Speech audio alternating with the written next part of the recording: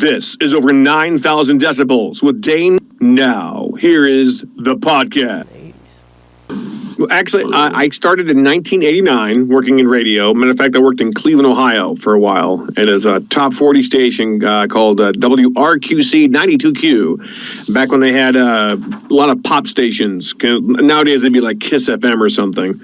But back then, there was a whole bunch of different ones around, and I was working at a station in Cleveland. From there, I moved on to the Akron-Canton area, and I worked in radio for probably around 20 years, but my last radio job was in Salina, Ohio, and once I got let go from there, I kind of went into full-time voice acting. But yeah, I did a lot of different stations, a lot of different formats, from rock to country. Here, there's a funny thing for you. When I was in country, I was known as the Outlaw, Frank James, because I had a cowboy hat and everything. But I dropped that after a while and just went with Frank James. And then, of course, being the last name is Bailey, I just kind of combined all three and kind of just kept it as Frank James Bailey. And that's who I am. So, well, a lot of times, something like 92Q, this is Bon Jovi coming to you live or whatever, that kind of thing. Yeah, I would introduce the songs or talk during the breaks. That kind of thing. Of course, toward my end of my radio career, I started doing liners for radio stations. There was Jersey'sClassicRock.com. And there was a country station I did for, too. K94 on Today's New Country, K94online.com. That kind of thing. I did liners for radio stations for a while, too. But yeah, while I was on the radio, I did a lot of interviews with different people and stuff, and just did all sorts of stuff while I was on the radio. Did a lot of live broadcasts for different places, too. So, didn't you go to broadcasting school in Ohio, yeah. I believe? Yes, I went to the Ohio School of Broadcasting in 1989.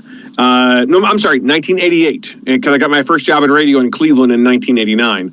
But, I went to a broadcasting school. I didn't go to college. I went to a broadcasting school. So I know some people would go through the tech part of it, and they go to a tech school for something. Well, I went to a broadcasting school because I want to learn how to do broadcasting and radio and that kind of stuff. So that's what I did. And I know there's different ways of learning voice acting and stuff too. But for what I know of voice acting, I'm kind of sort of self-trained. I mean, I do a lot of radio commercials and TV commercials already, explainer videos. And explainer video is kind of like an online commercial.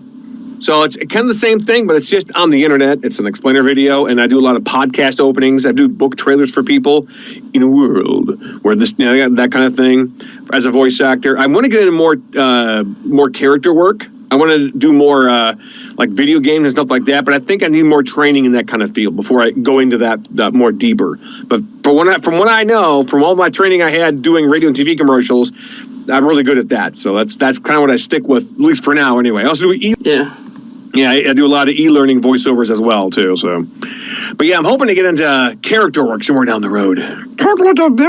Well, it is St. Patrick's Day, right? So, you gotta have a little leprechaun, you know. Happy St. Patrick's Day to you. So you do most of your work from your home studio? Yeah. Matter of fact, I started off, I love telling people the story. My first ever job I had doing a voiceover was for a trailer for a drummer, and I think it was called Copus, and it was just like the DVDs coming out this weekend for Copus, the drummer, that kind of thing. It's one of the anonymous voice kind of thing. And I did back in 2009, and that was and I had a stage mic. I mean, it looked like little stage microphones. And this doesn't sound that good, but he paid me for it anyway, so that's cool. So then I went out and got a different microphone, which was a Rode NT1000, and I just recently got this new microphone. What I got here right now is a Sennheiser 416. A lot of people in the industry use a Sennheiser 416 microphone. It eliminates a lot of the sound around you. So that's what I'm using right now, and that's why I think when I do my Skype interviews, I always do it down here in my studio because it sounds a lot better. Yeah, I noticed you got the foam pad in and everything. Mm-hmm. Very professional. Yeah, I try to be. I mean, if somebody wants to do a phone patch where they can direct me over the Skype or over the phone or something, I can talk and record it at the same time. And when this way, then I can just send it to them. That kind of thing. Yeah. So, Yeah, I try to do when I can with the microphone and everything else. I got more better equipment coming up, but this little pop filter this is going to go probably in about a week. I got a new pop filter coming. It's a lot smaller. So, were you a fan of comic books growing up? Yes. Matter of fact, I was a fan of not only comic books, but superheroes in general. I grew up when I was little, watching Super Friends with Batman, Batman, Superman, The Flash, that kind of stuff. Super Friends from the early 80s. Also, I'm a big fan of cartoons as well. But I have a lot of comics in a big box in my spare room over there of the Flash comics from the early 90s. I love the Flash. He's one of my favorite superheroes because he can run real fast. But I also have some Spider-Man comics and some the Death of Superman. I have the Death of Superman. Still have it in a bag. Haven't opened it yet. But yeah, I love superheroes, and that's what got me into doing this. But before I started writing this particular thing, between 1999 and 2005, I was actually writing screenplays for movies. Now, I never sold anything, but I started writing screenplays for movies, and a couple of them were like I would say like a PG-13 or an R-rated movie. A couple of them were thrillers, that kind of thing. I love that kind of drama and thrillers. I love that kind of genre. But I love superheroes and space kind of stuff more. That's why I'm putting more of my heart into this, because I love superheroes and I love cartoons. And you can really, when you read the book, you can actually see where my writing experience comes from and stuff. So, but the book started off as just a homage to my daughter, because back when she was 7 years old, she asked me, Daddy, I don't like princesses anymore. I like superheroes.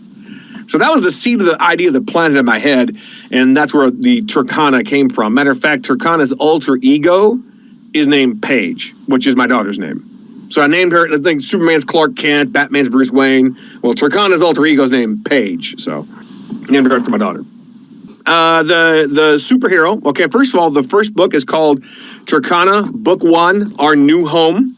And Turkana starts off as a princess in the very beginning of it, and she leaves her evil mother behind because the mother and daughter both have the same power. The power is lightning bolts, or what looks like lightning bolts, comes out of her first 2 fingers and her thumb, not her whole hand, just those 3 fingers, and they form into things, kind of like Green Lantern kind of makes things, constructs. Yeah. But they come out as lightning bolts. They form into things.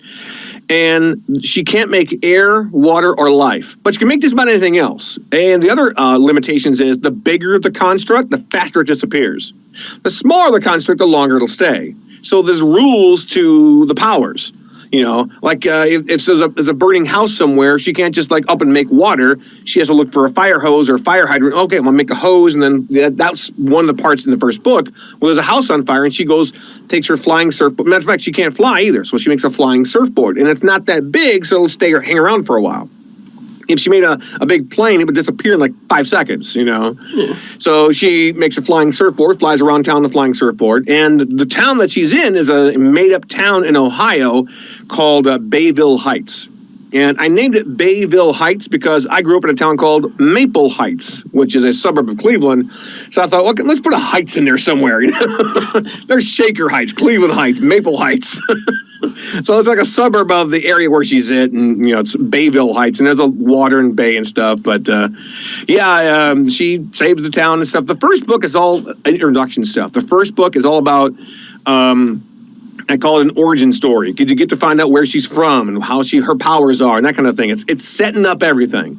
The second book, which I was supposed to debut it at the Gem City Comic-Con in a couple of weeks, but I'm not going to be able to due to shipping issues. So I'm probably going to debut the second book during Free Comic Book Day at Alter Ego Comics in Lima. Now, the book isn't going to be free, but I'm going to be there as one of their special guests, one of their creators. But I'll be there promoting the second book. When the second book's called Dr. Q and the Banana Gun, which is really kind of funny because some people might think, it's a gun. No. It's a gun that looks like a banana. So you can grab a banana off the shelf and it looks like a banana, but it shoots out a laser that doesn't make any sound. And the laser, it's kind of greenish, and it'll suck the energy out of you. So like, oh, I feel so sleepy. So imagine having this banana gun. You're going into a bank. You kind of zap people. They just kind of like keel over and they're sleepy. They're tired. They can't. This way the Dr. Q, the bad guy in this next book, she can just go in there and rob banks, not harm anybody. That's the whole idea behind it. Because I want to make it kid friendly. I didn't want to put like real guns in it, so it's the banana gun. And it's kind of funny and still does some harm though, because you're knocking people out. Yeah. Then Turkana has to stop her. So that's the second book coming out soon. But yeah, the first book is out now, and you can find it on Amazon.com. You can find it on my website, which is Turkana.com. And I also have a Facebook like page for Turkana, which is Facebook.com/Turkana. And also have a Facebook group for Turkana as well. Now, I've noticed lately that teenagers and kids like groups better. Because I belong to a lot of these cartoon groups, just because I like these cartoons, like for Star Wars: The Force of Evil, Miraculous Ladybug, that kind of stuff. But I like these cartoons. That's why I belong to these Steven Universe, that kind of stuff. And I talk to people and stuff. When I find something interesting, I post in those groups. But I noticed that those groups are always active. Well, probably because there's a cartoon for it, but still, those groups are always active. People are making fan art of those things. So about 4 months ago, I opened up my group for Turkana, and even though I had the like page for the Facebook page probably for like 4 years now, and I just had the group opened up, there's over 900 people in the group right now. It's overwhelming how many kids love to be in a group rather than a Facebook page. So the group on Facebook is called Turkana Backstage Pass. So if you want to be in the group, just go over to the group and check it out. And people can post what they want in the group. Like some people have been posting fan art in the group. Some people post a meme of Turkana. And sometimes I just find something that's like superhero related. Like, okay, the new Wonder Woman movie is coming out. Yes, it has nothing to do with Turkana, but it's a female superhero. And I know a lot of my audience might want to see that because it's Wonder Woman, Yeah. She's like the first big female superhero. So yeah, I have a group for Turkana on Facebook, and I have a like page too. There's a website, which is Turkana.com, and you can also find the book on Amazon.com as well too. And it's gotten quite a bit, not a lot of reviews, but almost every review that I've seen on Amazon.com has been good for the book. So, because it's a family-friendly superhero book, and I really hope it turns into a cartoon someday. Crossing my fingers. Might take a while, but I know I'm crossing my fingers. Do you have a favorite comic book movie in recent years? Well, one of my favorite comic book movies in recent years, I think a couple of my two favorite comic book movies are Spider-Man 2 from the original first three movies. I love that one, but I also like, not Batman Begins, I think it's Batman Returns. It's the one with the Joker in it. I love that one. I love the more dramatic feel for a superhero movie. But as for cartoons, though, one of my favorite, if you want to call her a superhero, you can, but she didn't really call herself a superhero. I loved Kim Possible. And that's another reason I put in the book, because if you really look closely at the front of the cover of Turkana, she has that dark lip like Kim Possible did. Yeah. Yeah, so it's just a slight little model there of that same kind of image from Kim Possible, but still, it's the only thing that you match is Kim Possible. And I'm influenced by Kim Possible because Kim Possible was a strong female lead character, and you don't see too many of those. And I really want to get more of those. Now, this recently, and I don't know if you knew this or not, but recently in the past year, there's another female lead superhero out there, and she's called Miraculous Ladybug. And she wears an all-around bodysuit, just like my superhero that I created, Turkana. She wears an all-around bodysuit. And one of the reasons I put an all-on bodysuit on Turkana is because my daughter really loved Kim Possible for a little while. She wore like a whole T-shirt. Yeah. But I thought, okay, if I'm going to make my daughter into a superhero, I'm going to give her a whole-on bodysuit. Yeah. So that's what I did. I made a whole-on bodysuit. This way, if there's any other little girls out there who want to be Turkana, they don't have to feel uncomfortable. They can just wear this whole-on bodysuit and boom, they could be Turkana. Because that's I'm hoping to see cosplay of Turkana someday. Now, my daughter has played, but I should mention that my daughter has cosplayed as Turkana. She has the suit, and she's went to a couple of Comic-Cons with me. She's never won anything yet, but still, it's really cool to see my daughter coming as Turkana to a Comic-Con that I go to. Any favorite conventions that you've been to? Well, I've only been going to Comic-Cons the past year, which was last year, 2016. And I think the top 3 or 4 are the Gem City Comic Con. That's one of my favorites. The Monroe Comic Con is another one of my favorites. It's a 1-day Comic Con. The Neo Comic Con in Cleveland. It's not huge like Wizard World. It's a 1-day Comic Con, but still it's pretty big and people seem to like it. That's another one in the Cleveland area. And there was one in Toledo I really liked a lot too, which was Fantasticon. Now Fantasticon is kind of like a chain. They're kind of similar to Wizard World, but a lot smaller.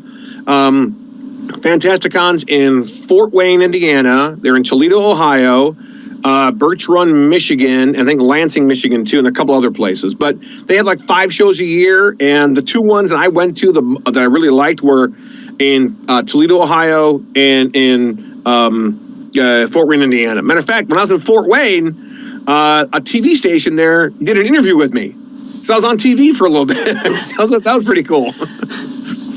So yeah, I can't wait to. And besides, Fort Wayne is like a hop, skip, and a jump from where I live. That's the one I really, really want to go to, and that's the closest one to me. All the other Comic Cons I go to are like at least an hour and a half to 2 hours away. But that's the close. It's like 45-minute drive, and boom, I'm there. Yeah.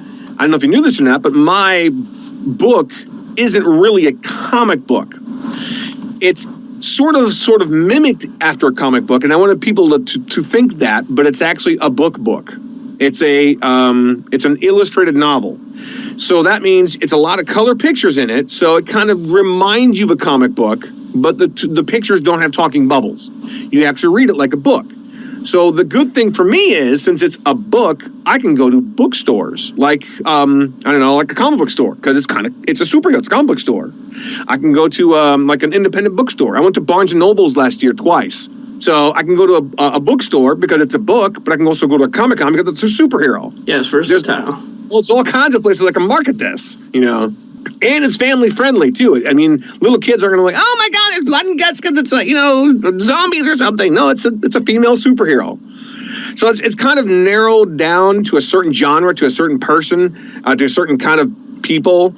And I know out there's girls who like superheroes who are going to love this book, and of course the second book when it comes out later this year. So I've been working with him for a while, and he's from India. Okay, but yeah, I've hired him a while back. Matter of fact, when I first started making these, and he's been my artist ever since, and he's a really cool guy.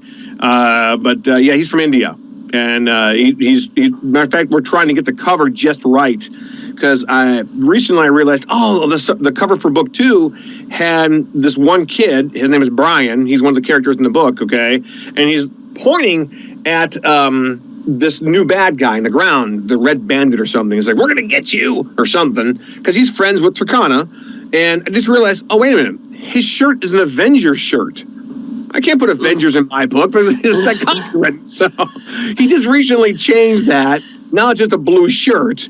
But I'm like, oh my God, I got to change that. So luckily, since he gives me my books or my pictures back in like 24 hours time. So as soon as I get the picture uploaded, and I got to make sure that's sized right. Like I said, I'm publishing this through CreateSpace, so that people can see it on Amazon.com. But I got to get everything right because I'm generally publishing it myself. It's, like I said, self-publishing. And you can do that through CreateSpace. If you can watch videos on the internet, on YouTube and stuff, on how to do that kind of stuff. Make sure you have your templates right, your pictures are right, and that kind of thing. Make sure the artwork's not going to be cut off, that kind of thing. As long as you get everything right and you do it yourself, then it'll be great. I'm hoping I can get to a publisher sometime, but I'm going to wait until I get book 3 out. Then I'm going to say, hey, I've been doing these books for a little while. Here's my books and see what happens. But I'm going to at least get book 3 out first. You started out in radio. How do you make the transition to voice actor? Well, I was back in 2009. I was let go from my last radio job, and I had kind of gotten into it a little bit then. I was doing radio station liners for some other radio stations, like I was like, which ones were there? There's a country station, K94online.com, and Jersey's Classic Rock, and a couple other stations. But when I got let go from them, I was kind of like dove full head first into doing voice acting from home, because because I wanted to control my own fate. Because I was getting sick and tired of being fired from radio stations all the time. Not that there's anything wrong with radio. I'm sure radio is fine for some people, but I liked radio, but I think I've had my time in radio, so I went from radio into doing voice acting. And I, like I said, I really want to get more into doing the like character work, but I feel I need more training for that. Because I would love to do like cartoons or anime or something like. Look, my goal is if this ever turns into a cartoon, I want to voice the dad and maybe a couple of villains. Now, obviously, I can't voice Turkana because she's a girl. Yeah. But I want to voice the dad, her dad, and maybe a couple of villains. But that'd probably be good enough for me, just to do that. But of course, I want to do more work in like an anime or video games or cartoons or something like that. I'm crossing my fingers. I might have some stuff coming up on a YouTube channel, but can't get into that because a lot of things with our voice actors, we have this thing called a DNA, which is basically I'm not allowed to talk about it. Basically, yeah. So I'm not allowed to talk about it until it actually comes out. Then when it comes out, I can say, "Oh, hey, see, that was me," but you're not really allowed to say anything until it comes out. So, crossing my fingers, as soon as this video comes out, it's like, "Hey, look, see, I'm doing videos for them." So, but yeah, I do a lot of e-learning, a lot of radio and TV commercials, a lot of internet videos, book trailers, that kind of stuff. I do some phone greetings too. I do phone greetings for people. Yeah, you're listening to them. Oh, no. Thank you for calling ABC 123, the warehouse place.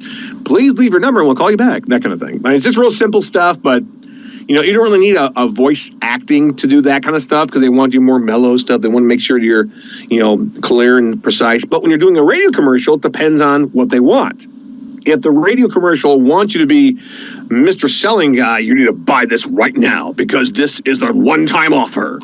It's a lot different than, yes, at Joe's Funeral Shop, we know that this time of the time, you got to be more somber, or if you're doing monster trucks, Sunday, you got to be something different. It's all part of acting. That's why I call myself a voice actor, even though I don't do a whole lot of cartoons.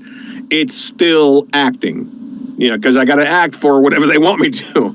The craziest job I ever had, and I told this to the other guy who interviewed me, I think it was last week. The craziest job I ever had doing a voice job so far, I was the voice of a talking, burping, farting monkey, and you squeezed it, and my voice came out, talking, burping, farting monkey, and it was in Japan somewhere.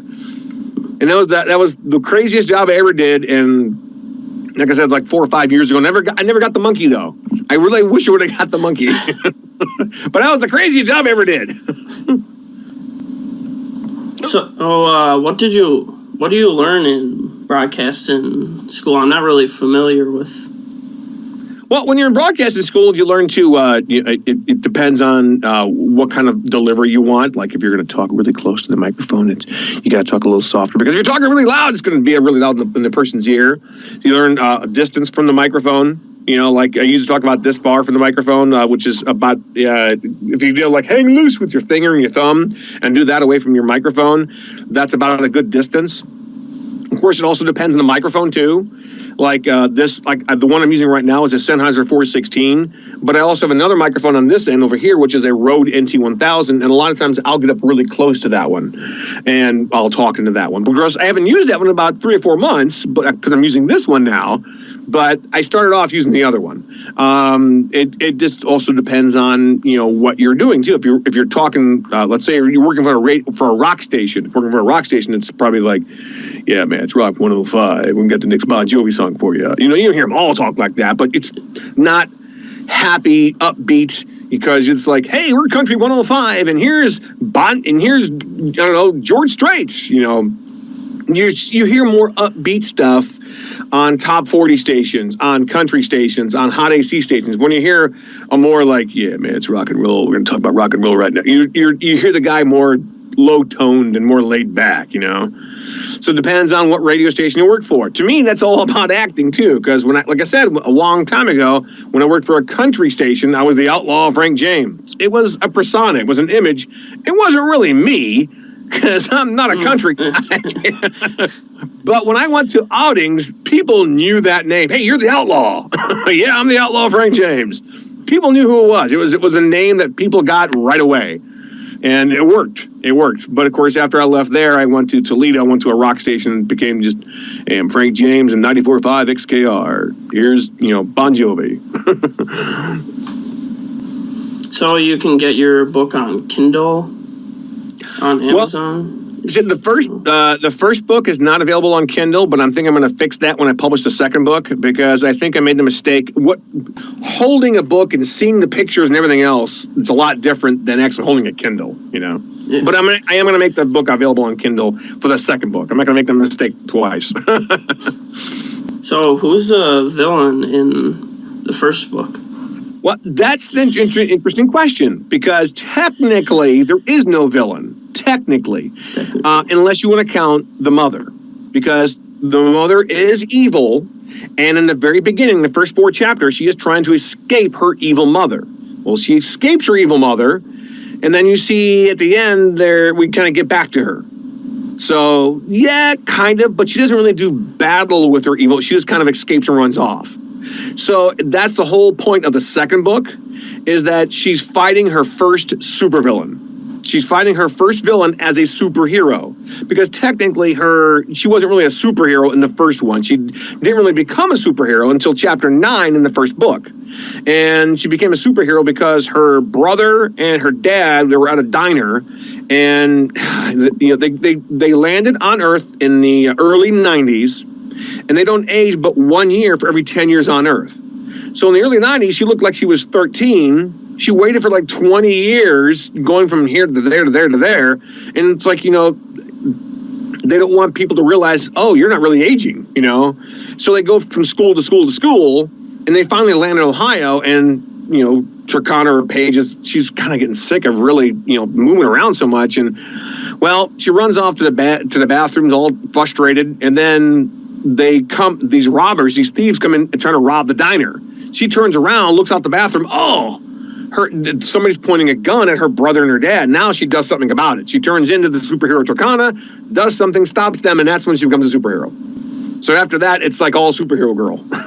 Well, she still has to disguise herself and make sure people doesn't know that she's superhero, but, Yeah. Is Turkana's suit made from material, or is it a construct? Yeah, see, the way I look at it is, when she makes herself into the superhero, technically it's a construct, but it's more of like a disguise. Because with her powers, she can kind of she can turn herself into an Indian girl, a black girl, but she can't change the shape of herself, but she can change the color and the design. So technically, yes, it's kind of like cloth and stuff, and she can change the color of her hair and the mask and stuff, but, she can't change the shape of her body. It's kind of like putting makeup on, but she does it instantaneously. Just kind of covers her whole body up, and boom, she's Turkana. So yeah, it's kind of like a cover up, and she can change herself. And I also thought, and I'm going to bring this up later in some of the books, she can't turn herself invisible, but she can go against the wall. Let's say the wall was a black wall. She can make herself look entirely black, and just put her hands against the wall, and she'd be she blends into the wall like camouflage. Same thing with grass or something. She can make herself the grass color, and lie down, and people would never be able to see her. So she's not invisible, but she can kind of camouflage herself, because she can turn herself into whatever color she wants. So it's kind of like a disguise or a mask. And of course, I only have the first and second. These are all different ideas for coming up stuff. Like the third book, which obviously is going to be next year, but the third book, the third villain, her name is Trinity. And a lot of people in the group, because I showed them what the cover for the third book's going to look like, and they're like, oh man, I want to cool, because Trinity is kind of long blonde hair. She's kind of similar to Harley Quinn a little bit. She's kind of, sparky and nasty a little bit, kind of like Shigo from Kim Possible. And she has this power that she can only do for 3 minutes at a time. So it's the third book, I think, is going to be more interesting than the second book, because it also takes place in an amusement park, and an old man, and I think it's called Trinity's Traps, Trinity's Traps, and she's setting traps for the kids that Turkana has to save them from, and she only has 3 minutes to save them from these things. And again, that's the third book. That's way away, but I have an arc where I'm setting up the idea for all these different books. Like the fourth book is going to take place around Halloween, and the fourth book is going to have a villain called Hemlock in it. And he has these rings that smoke comes on. If you breathe the smoke, you're kind of under his control. You know. Kind of like a Scarecrow type thing. Not exactly, but... Yeah, exactly. See, I get ideas from other comic book. Like, if you think about it, somebody said that Turkana is kind of like Silver Surfer, Green Lantern, and something else. Forget what it was, but they said, oh, it's kind of like all three of those combined. Well, I didn't even think about it, but that's kind of right, I guess. Oh, Static Shock. They said it's kind of like Silver Surfer, Static Shock, and Green Lantern. Because she has static that comes out of her fingers, but they turn into things like Green Lantern, and she flies in a flying surfboard. So I didn't really look at it that way, but it's a unique way of learning. Okay, I can see that. It's kind of a combination of that. Yeah. What was your favorite comic book growing up? Well, my favorite comic book growing up is probably The Flash, and I got really interested in The Flash probably around early 90s when the TV show The Flash was on with John Wesley Shipp. Obviously, if you've seen the TV show The Flash nowadays, he plays The Flash's dad. But yeah, the new Flash on TV, that's a great show. It's a great comic book show. I love The Flash. But what I do is, since I don't have a whole lot of time, I usually wait until the end of the season and then I watch them all on Netflix. Because Netflix had season 2, at the end of season 1 or something. So, since I don't have a whole lot of time to spare right at that moment, so I'll go watch them when it's over with and stuff. So I haven't seen a whole lot of the season 3. No, I take that back. I've seen the first episode of season 3 when it first came out because I wanted to see what they did with the paradox. Oh yeah, Flashpoint. Flashpoint paradox. Yeah. I thought I was like, oh, Flashpoint Paradox, just like that movie, just like that cartoon movie. No, it's not quite like that, but it's close. Yeah, Mark Hamill played Trickster, I believe, in the 90s version, and then also in the new one. Yep.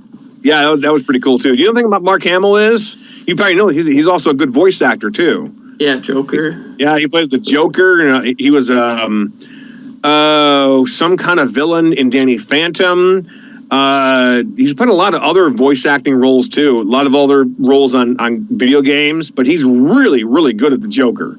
So, but yeah, he's been in a lot of voice acting. Matter of fact, he plays a villain in Miles in Tomorrowland as well. I think it's Nazflack or I forget what it's some kind of a bug guy, but he's the villain there too.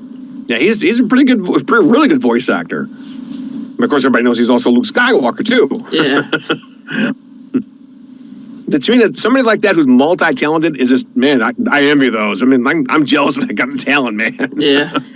And I can voice act, but I can't do all that, I mean, I like to write, I like to voice act, and I love cartoons, But I have somebody call me, it's like, man, you've done radio, you've done voice acting, you write, you're like a Renaissance man. It's like, no, I can't fix a car, dude. I'm not a Renaissance man. I can barely fix things around the house. Now I can fix your computer. Yeah, I'm a full-blown nerd practically when it comes to superhero stuff and computer stuff. I like nerdy stuff. That's why I like going to Comic-Cons. John Wesley. The suit kind of changed a little bit, yeah. Yeah. Well, that's interesting because I did the same thing with Turkana. In chapter 9 of the first book, she wears this cape and she wears this different suit. But I wanted to be like that because if you remember from the movie Spider-Man, Spider-Man wears this like sweatshirt thing and a mask and he wrestles somebody and it turns into something else and he makes a different suit and then he goes off and saves the world. Kind of the same with Big Hero 6. Baymax was green and then he got an upgrade to red and that was Baymax 2.0 or something. Same thing with Turkana. Oh my God, my family's in danger. She kind of makes a suit right away. It's different than the one she has on the cover, but that's the original suit she had when she first started doing this. And there's a reason she doesn't wear a cape. And you see that in chapter 9, which is a pretty interesting idea. And it's like, okay, if I'm never doing this cape again, then she makes the suit without the cape, which reminds you of the Incredibles movie. No capes. Remember that? Yeah, the jet engine. Yeah, no capes, no capes. Yeah, it's always interesting to see different versions, different costumes of the same character. Well, what I like to see is fan art from people, too, because a lot of people do fan art. And do you ever hear of a TV show called Star vs. the Force of Evil? or Balls or any of those shows like that. Anyway, I go to DeviantArt sometimes, and I see people making their own little comic book type of thing of these particular TV shows. And like their version or what they want to see of these comic book. And it's not canon, obviously. It's just their version of it. But I'm thinking somewhere down the road, somebody's going to do that with Turkana. Because people have already started making fan art of Turkana. And they put it on the Facebook group of Turkana, which is, I'm flattered. I really am. That people love Turkana so much, they're making fan art of her already. So that's what I'm crossing my fingers. This turns into something really, really big somewhere down the road, and people love her and start making fan art of her and their own comics of her and that kind of thing. So, any upcoming events or projects? You go there, you find out where I'm going to be at, which the appearances I'm going to be at for promoting Turkana. Pardon me. The first place I'm going to be at is the Gem City Comic Con, which is April 1st and 2nd. Again, before your listeners ask you about this, I was originally planning on debuting the second book there, but due to shipping issues, I won't be debuting the second book there. I'll be debuting the second book at Alter Ego Comics in Lima, Ohio, which is kind of fitting because when I debuted my first book, it was November of 2015, and I debuted it at Alter Ego Comics in Lima. So it's probably best I don't debut it at, Gem City Comic Con. Maybe it's best I go to Alter Ego Comics like I did the last one. But anyway, that's going to be May 6th, which is Alter Ego Comics. After that, I go to another place in Dayton, which is the one I was talking about before, the Jim and Dan Comic and Toy Show. Then after that, I go to Akron, which is Memorial Day weekend. It's a brand new Comic Con called the Rubber City Pop Culture Fest. And I'm going there. It's a brand new Comic-Con. I thought I'd give it a try. And after that, I'm going to the Akron Canton Comic-Con. Of course, in Akron. That's in June. Then one of the big ones I'm going to is July 7th, 8th, and 9th, called the Indie PopCon in Indianapolis, Indiana. Now, a couple of these Comic-Cons I'm going to, I'm doing a panel on voice acting. Not every one of them, but a couple of them I'm doing a panel on voice acting just to kind of, show people, hey, this is what I do for a living. This is how I got into it. Just similarly, you're asking the questions. What kind of microphones to use? That kind of stuff. If you want to get into it, this is where you should go. Talk to this guy. Talk to that guy. I'll even have a commercial script if somebody wants to get up in front of the audience and read a commercial script. It's kind of fun. So I'm doing a voice acting panel at the Gem City Comic Con in Dayton. I'm doing a panel at Glass City Con, which is in Toledo. It's more of an anime con. Thought I'd give that one a try this year. So I'm doing that July 15th and 16th in Toledo. And I do believe that's it so far. Yeah, those are the two ones I'm doing. I'm trying to see if I can do another voice acting panel at Indie PopCon. But yeah, we'll see. They haven't really decided what their panels are yet. But a lot of these, all these smaller Comic Cons I'm going to, they're smaller Comic Cons. I'm also going to try and go to bookstores as well. But I haven't booked any bookstores because I don't want to book any bookstores until I know I have the second book ready. Yeah.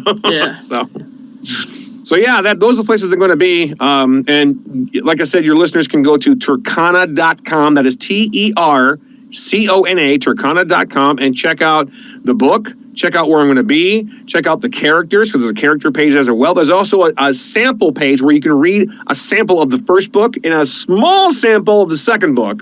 Go to the samples page. You can also contact me as well on the Turkana.com website.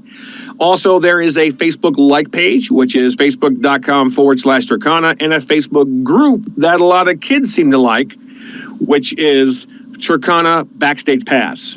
And you can tell their difference because the group has a different banner on the front. It's like the banner of Turkana and Paige together in the center. So, but yeah, those are the things I have. And I'm also everywhere else too. You can also check me out on my other website, which is my voice acting site, which is my name, frankjamesbetty.com. So there's where you can find me on the internet, and you can find Turkana as well. That was over 9,000 decibels.